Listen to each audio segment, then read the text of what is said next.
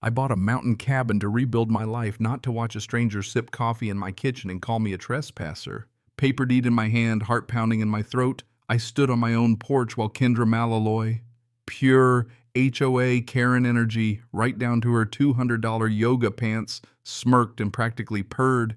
Adverse possession. Look it up, sweetheart, before slamming the door in my face. Yeah, that happened.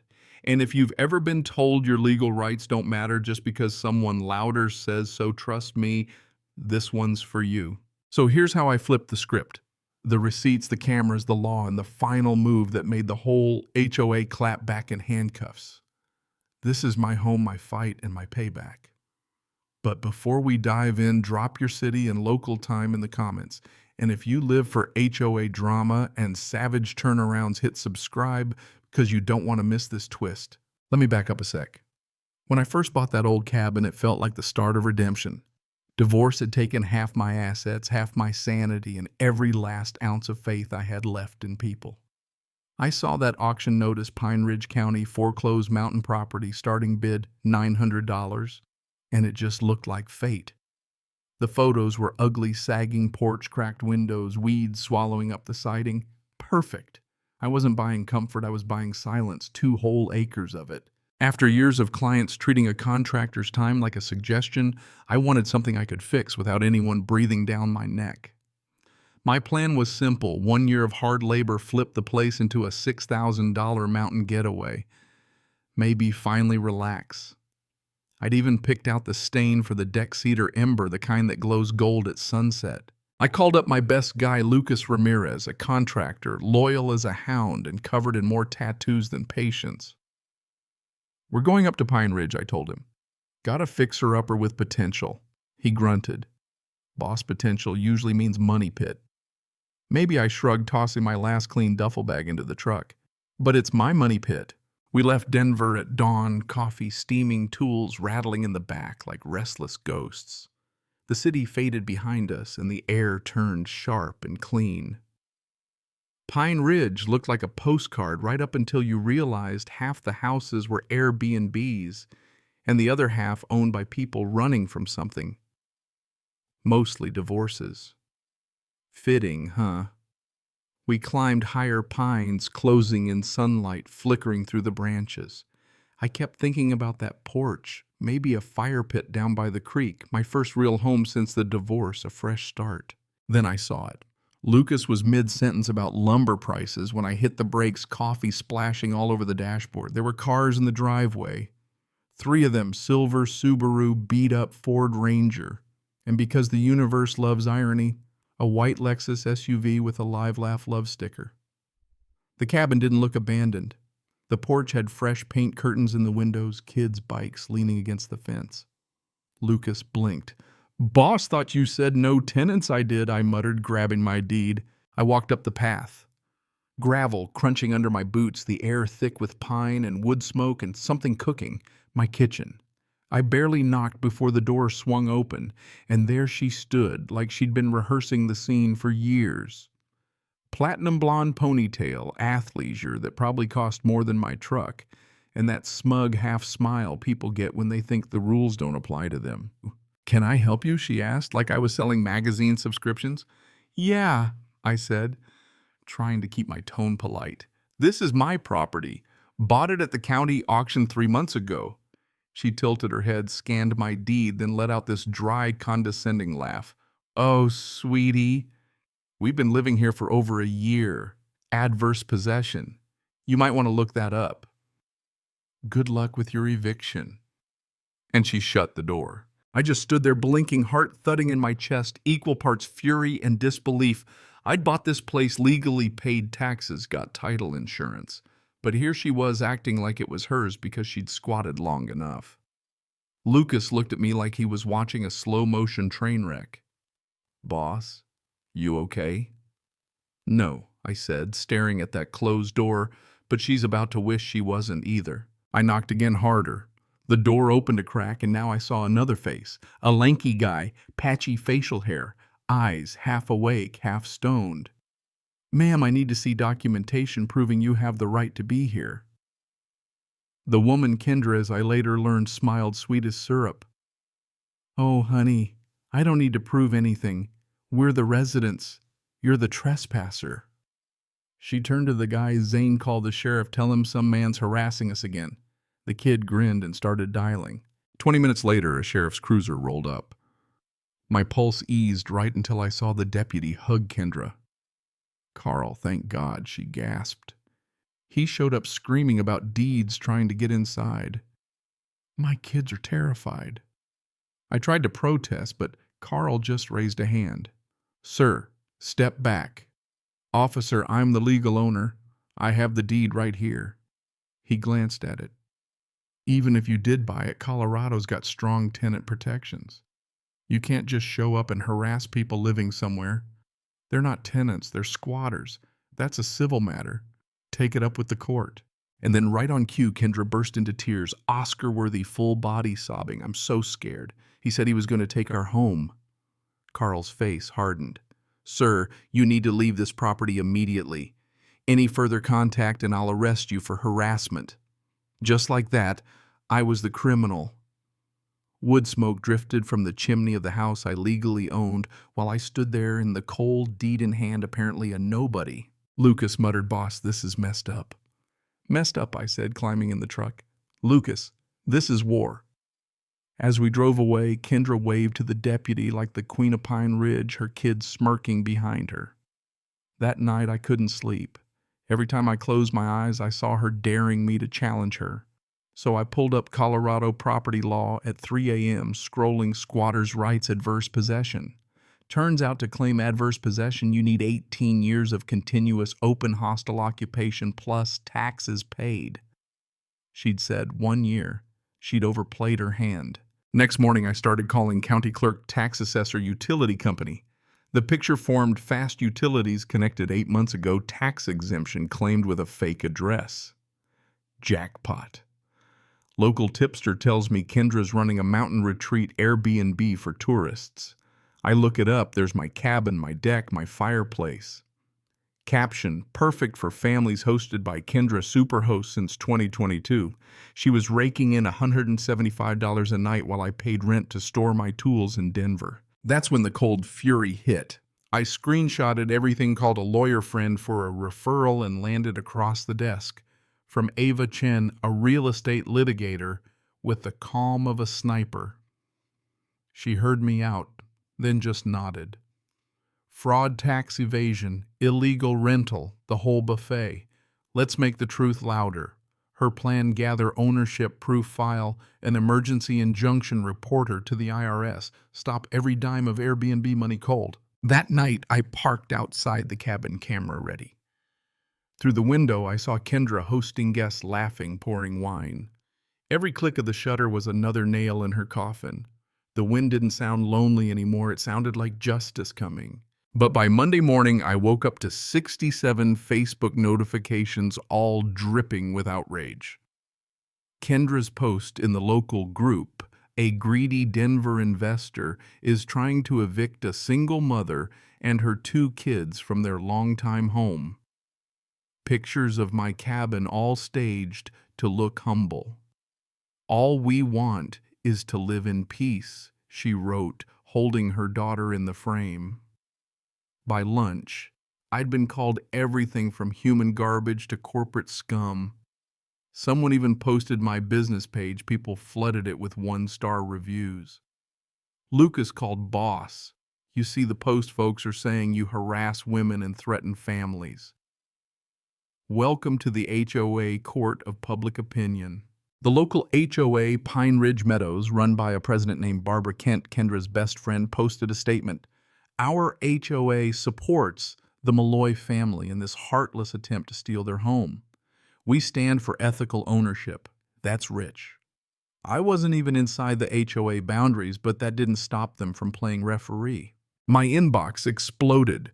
Reporters, online activists, even a mountain rights nonprofit. Ava called cool as ice. Don't post, don't comment. Let them hang themselves. The more noise, the easier it is to prove malice and defamation later. So every night I screenshotted every lie, every call for a boycott. But it got real in town. At the cafe, the barista refused to serve me. We don't support what you're doing. You mean owning my property? She snapped. I walked out coffeeless, shaking my head. Meanwhile, Kendra put up a GoFundMe, help us keep our home. Goal $1,000. Raise $7,500 in 2 days. I sent the link to Ava. Her reply, perfect. Fraudulent fundraising. IRS will love that. I dug into Kendra's history, 3 previous addresses each, followed by lawsuits for unpaid rent or property damage. She didn't just break rules, she convinced others to break them for her. The HOA ate it up. Barbara scheduled a community meeting about property fairness. The flyer basically said, no more outsiders. I'd lived in Colorado my whole life. Lucas wanted to crash the meeting, but Ava said, let them talk. We'll need transcripts later. Someone recorded the whole thing and sent it to me. Barbara introduced Kendra like a hero. Kendra spun her story with tears. Audience gasped. Ava was thrilled. That's a confession occupying without legal permission, deriving income on record. But I wasn't just angry about the house anymore. This was reputation dignity, the power of small-town gossip. Next morning, I went up to the cabin, needed to see it, remind myself why I was fighting. The place looked more like a stranger's home. Flower pots, wind chimes, a chalkboard sign, welcome to Timberline Retreat. They'd stolen my identity, not just my property. Then Kendra stepped out, live streaming to Facebook. There he is again. This man's been stalking us for days. She was baiting me for content. I waved to the camera. See you in court, Kendra. When I got back to town, Ava texted county records, flagged her homestead exemption as fraudulent, claimed 2 primary residences. That's a felony. For the first time in weeks, I smiled. Kendra and the HOA had the crowd, but I had something they couldn't fake: proof. Ava filed the legal grenade emergency injunction to freeze her Airbnb cash cease and desist affidavit to the tax board. 2 days later, GoFundMe suspended. By Friday, Airbnb listing removed. Facebook silent. But the calm never lasts. Kendra went live again, crying about government corruption. That week, Ava got an anonymous envelope. Kendra had filed a complaint accusing me of neglect and endangering tenants. The nerve. But it was more evidence she'd just admitted in writing she was occupying property she didn't own. We needed more. So we went hunting first to Murphy's Lumber. Frank Murphy, the owner, pulled up receipts, supplies bought for my cabin, Kendra's son, bragging about fixing up the Airbnb. Then to the diner. Lisa, the owner, rolled her eyes. That woman conned half the town, said her mom was dying, got free meals, then bought steak at Walmart. Ava jotted notes, pattern of deceit, fraudulent charity. But Sunday morning, Ava called excitement sharp. Jake, you sitting down? She filed taxes yesterday, claimed your cabin as her primary residence again, with another address on her license. That's 2 simultaneous exemptions. Congratulations, you just caught her in felony tax fraud. 5 years minimum, up to 20 if the amount's high enough. That night I cracked a beer and watched the sun bleed orange over the Rockies. For the first time since this all started, I actually laughed. But Kendra wasn't laughing. She called, her voice full of acid. You think you're clever. You're ruining my life. I'm just showing people what you tried to hide. You'll regret this. I know people. Funny, so do I. I hung up. Ava insisted we report it, so we did. By midweek, dominoes started to fall. County assessor froze her tax records. Airbnb reviews vanished. HOA postponed their big meeting. Then something wild happened. One of Barbara's board members reached out privately. Jake, I can't be part of this anymore. Kendra lied. No will. I'll testify. Ava was ecstatic. With this affidavit, the court will order eviction. But Kendra doubled down. She filed a complaint with my bank claiming I wrote bad checks. My account got frozen temporarily. Ava nearly broke her pen. That's criminal false reporting. We can use this. We filed everything with the Department of Revenue, the IRS, full dossier, every document, screenshot, financial trail. You realize what this means? Ava grinned. Once the feds start sniffing, she won't know which agency to panic about first. Kendra panicked, all right. She posted a rambling video, conspiracies, rants, mascara running. Lucas watched and whistled. Boss, she's unraveling. Good. The next move isn't mine. Next. That evening, a black SUV rolled up to the cabin, Colorado Department of Revenue. 4 hours later, they left with 2 boxes of documents and Kendra's fake smile. The next morning, the headline, State Investigators Raid Cabin and Tax Fraud Probe. Barbara, the HOA president, released a statement about misunderstandings and waiting for legal clarification. Lucas called, laughing so hard he could barely talk. Boss Barbara unfriended Kendra mid-live stream. For the first time, I let myself breathe. But even I didn't realize how deep her rot went. Buried behind those fake tax forms and sweet Facebook posts was something darker. Because when the state started digging, my property dispute became a full-blown criminal case. Monday, the Mountain Gazette. Pine Ridge. Mom under investigation for tax fraud and illegal rentals. Pictures of agents hauling out boxes. Barbara Kent. The HOA had no knowledge of Miss Malaloy's activities. Sure, Barbara, just last week you were hashtagging #Justice for Kendra. The crowd turned fast. Lucas called, voice full of disbelief. Boss, they're calling her the Airbnb bandit. Kendra's meltdown on Facebook was epic, first crying, then pivoting to trauma and mental health. But the followers weren't buying it. GoFundMe deleted. Ava warned me to stay alert. Fraudsters get dangerous when cornered. She wasn't kidding. Around midnight, I got threats. Hope you enjoy your cabin before it burns down. I took screenshots, sent them to Ava, tried to sleep. But early that morning, Lucas called, his voice shaking. Boss, get up here, now. The drive up was endless. Every window in the cabin had been smashed, the front door torn apart, living room flooded, spray painted on the wall. Thief. Lucas kicked a splintered board. She did this. I saw her car up the road last night. Now she'd crossed from civil to criminal. Deputy Dwyer arrived, face apologetic. Jake, I can't prove she did this. You don't need to. I've got security backups, video timestamps, faces. For once, he didn't argue. That night, Ava and I watched the footage. Zane, Kendra's son, grinning at the camera while smashing drywall.